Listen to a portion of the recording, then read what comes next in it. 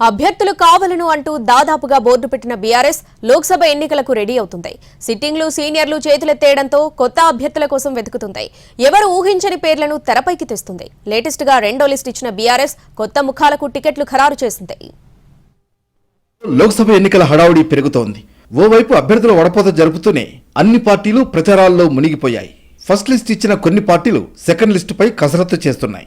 తాజాగా బీఆర్ఎస్ రెండో జాబితాను విడుదల చేసింది. ఫస్ట్ లిస్ట్ లో 4 పేర్లు ప్రకటించినట్లే రెండో లిస్టులోనూ 4 లోక్సభ స్థానాలకు అభ్యర్థుల పేర్లను ప్రకటించింది. అయితే ఈ లిస్టులో ఎవరూ ఊహించని పేర్లు కనిపిస్తున్నాయి. మెదక్ స్థానానికి ఒంటేరు ప్రతాప్ రెడ్డి, జహీరాబాద్ కు గాలి అనిల్ కుమార్, చేవెళ్ల కాసాని జ్ఞానేశ్వర్, మల్కాజ్గిరికి షంబీపూర్ రాజు పేర్లను ఖరారు చేసింది గులాబీ పార్టీ. మల్కాజ్గిరి పార్లమెంట్ స్థానం నుంచి ఎవరు పోటీ చేస్తారా అనే ఆసక్తి అందరిలోనూ ఉండేది. మాజీ మంత్రి మల్లారెడ్డి కుమారుడు భద్రారెడ్డి పోటీ చేస్తారనే ప్రచారం జరిగింది. అయితే ఇటీవలే మల్లారెడ్డి, భద్రారెడ్డి ఇద్దరు కేసీఆర్, కేటీఆర్ ను కలిసి పోటీకి దూరంగా ఉండాలని నిర్ణయించుకున్నట్లు చెప్పడంతో మల్కాజ్గిరి హాట్ సీట్ గా మారింది. మల్లారెడ్డి చేతులెత్తేయడంతో చాలా మంది పేర్లను పరిశీలించింది బీఆర్ఎస్. చివరకు ఎమ్మెల్సీ షంబీపూర్ రాజును బరిలోకి దింపుతోంది బీఆర్ఎస్. ఇక మెదక్ నుంచి ఒంటేరు ప్రతాప్ రెడ్డిని బీఆర్ఎస్ బరిలోకి దింపుతోంది.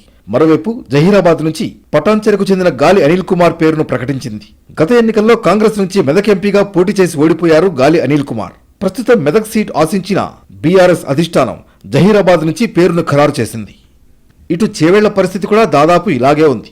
సిట్టింగ్ సీట్ నుంచి ఎంపీ రంజిత్ రెడ్డిని బరిలోకి దింపాలని బీఆర్ఎస్ భావించింది. కానీ ఆయన పోటీ చేసేందుకు ఆసక్తి చూపించలేదు.